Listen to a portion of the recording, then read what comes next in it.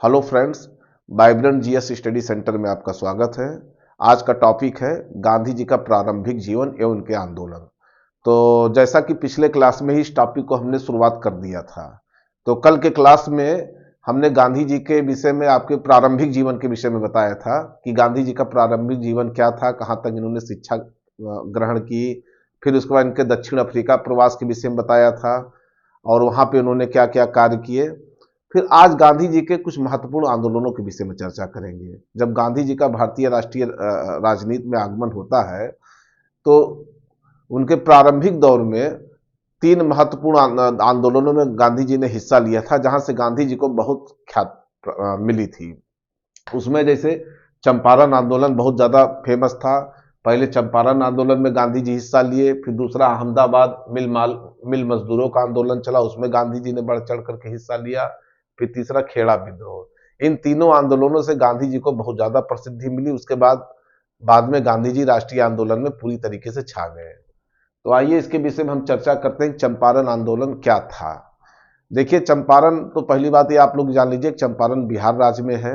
और ये चंपारण आंदोलन क्या था कि पहले जो चंपारण के किसानों द्वारा खेती की जाती थी, तो उस खेती में अंग्रेजों ने एक शर्त लगा दिया था, उनसे किसानों से जो है अनुबंध कर लिया जाता है। अनुबंध में यह कराया जाता है कि आप जो भी खेती करेंगे उसके 3/20 भाग पर आपको नील की खेती करना अनिवार्य है। तो 3/20 भाग पर नील की खेती करना अनिवार्य बना दिया। और इसी खेती को एक दूसरे नाम से भी जाना जाता है, जिसे तीन कठिया पद्धति भी कहते हैं या तीन कठिया खेती भी कहा जाता है। तो इसे तीन कठिया पद्धति कहा जाता है। इसमें यह था कि किसानों को मजबूरन जो है अपने 3/20 भाग पर नील की खेती करना अनिवार्य था, जिससे किसानों का बहुत ज्यादा इसमें कोई बहुत ज्यादा लाभ नहीं था। एक प्रकार से किसानों का शोषण था। तो और इस समस्या से अगर किसान बचना चाहता था तो देखिए, इसमें किसानों को मुक्त करने के लिए लगानों एवं गैर कानूनी करों को मनमाने ढंग से बढ़ा दिया गया था। इससे किसानों का उत्पीड़न बढ़ने लगा और इस उत्पीड़न के विरोध में गांधी जी द्वारा चंपारण सत्याग्रह प्रारंभ किया जाता है। मतलब पहली बार गांधी जी इस आंदोलन में शामिल होते हैं और ये गांधी जी का पहला सत्याग्रह अगर प्रारंभ होता है तो चंपारण आंदोलन से ही प्रारंभ होता है। ये बहुत महत्वपूर्ण प्रश्न है, इसको ध्यान से सुनिएगा। पहला सत्याग्रह अगर गांधी जी ने स्टार्ट किया था तो चंपारण आंदोलन से ही स्टार्ट किया था। तो इन्होंने चंपारण सत्याग्रह का प्रारंभ किया था। यह गांधी जी का भारत में प्रथम सत्याग्रह था। यह परीक्षा में प्रश्न पूछा जाता है। जब गांधी जी इस आंदोलन में शामिल हो जाते हैं तो उसमें क्या होता है कि इनको गांधी जी को आंदोलन में शामिल करने के लिए आमंत्रित कौन करता है, तो पंडित राजकुमार शुक्ल इनको जो है गांधी जी को बिहार में बुलाते हैं और चंपारण आंदोलन में शामिल होने के लिए कहते हैं। जब गांधी जी चंपारण आंदोलन में शामिल हो जाते हैं तो वहां पे एक कमेटी ब्रिटिश सरकार द्वारा बनाई जाती है, जिसमें गांधी जी भी सदस्य थे। और उसमें यह था, उस कमेटी में यह निर्णय लेना था कि बागान मालिक जो अवैध वसूली करते थे किसानों से, उस पर जो है वो 25% मतलब किसानों को वापस करने पर बाद में राजी हो जाते हैं और बाद में यह आंदोलन धीरे धीरे समाप्त हो जाता है। तो आइए चंपारण आंदोलन के विषय में और बता दें। एक गांधी जी के नेतृत्व में जांच कमेटी बनी हुई थी, जिसमें कुछ सदस्य थे। पूछा जाता है अक्सर, तो उसमें कौन कौन सदस्य थे। एक तो गांधी जी ही थे, दूसरा आचार्य जेबी कृपलानी थे, ध्यान से सुनिएगा। तीसरा राजेंद्र प्रसाद थे, बाबू राजेंद्र प्रसाद। चौथा महादेव देसाई थे, महादेव देसाई हो गए। फिर उसके बाद CF एंड्रूज थे। फिर अनुग्रह नारायण सिंह थे, ये बहुत इंपॉर्टेंट है। राजकिशोर थे और ये HS पोलाक थे। तो लगभग 1 2 3 4 5 6 7 8 लोग लगभग जो है इसमें शामिल थे। और दूसरी चीज थी, जब इनका चंपारण सत्याग्रह चल रहा था तो कुछ लोग इनके चंपारण आंदोलन का विरोध भी किए थे। जैसे एक NG रंगा महोदय थे, इन्होंने गांधी जी के चंपारण सत्याग्रह का विरोध किया था। तो ये प्रश्न पूछा जाता है कि गांधी जी के चंपारण सत्याग्रह का विरोध किसने किया था, तो NG रंगा ने किया था। और दूसरा, इसी चंपारण सत्याग्रह में रविन्द्रनाथ टैगोर ने इनको महात्मा की उपाधि भी दी थी गांधी जी को। ये बहुत महत्वपूर्ण फैक्ट है, ये परीक्षा में प्रश्न पूछे जाते हैं कि गांधी जी को जो है महात्मा की उपाधि किसने दी थी। रविन्द्रनाथ टैगोर ने दी थी। और किस आंदोलन में दी थी? तो चंपारण आंदोलन में दी थी। अब आते हैं हम लोग जो है अहमदाबाद मिल मजदूरों की बात करते हैं।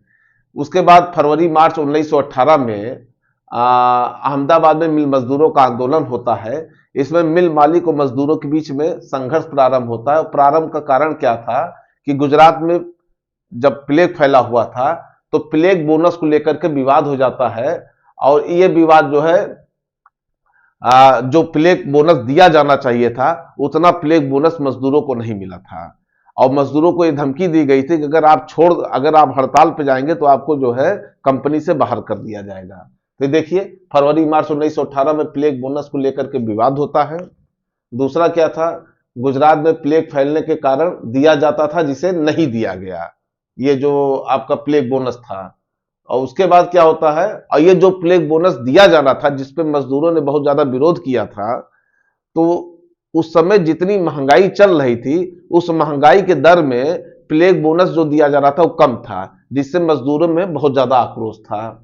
तो गांधी जी इस आंदोलन में शामिल होते हैं, और बहुत ऐसे मिल मालिक भी थे जो गांधी जी के मित्र भी थे। उसमें जैसे देखिए मिल मालिकों में जैसे अंबालाल साराभाई, ये गांधी जी के मित्र थे, और उनकी बहन जो अनसुईया बेन थी ये भी गांधी जी के आंदोलन में शामिल थी। मतलब अहमदाबाद मिल मालिक वाला जो आंदोलन चल रहा था इसमें ये गांधी जी की सहयोगी थी, अनसुईया बेन और जो है अंबालाल साराभाई। उसके बाद होता क्या है कि इसमें जो है प्लेग बोनस को 20% देने की बात कही गई। गांधी जी द्वारा ये कहा गया कि 35% दिए जाने का बात कहा गया गांधी जी द्वारा, और जिसे 15 मार्च को जब ये नहीं माना गया इस प्लेग बोनस को 35% पर, तो गांधी जी इसमें क्या करते हैं, भूख हड़ताल पर बैठ जाते हैं। तो पहली बार गांधी जी जो है अहमदाबाद का जो ये आंदोलन चलता है मिल मालिकों का, पहली बार भूख हड़ताल पर बैठते हैं। और कब बैठते हैं, 15 मार्च को पहली बार ये भूख हड़ताल पर गांधी जी बैठ जाते हैं।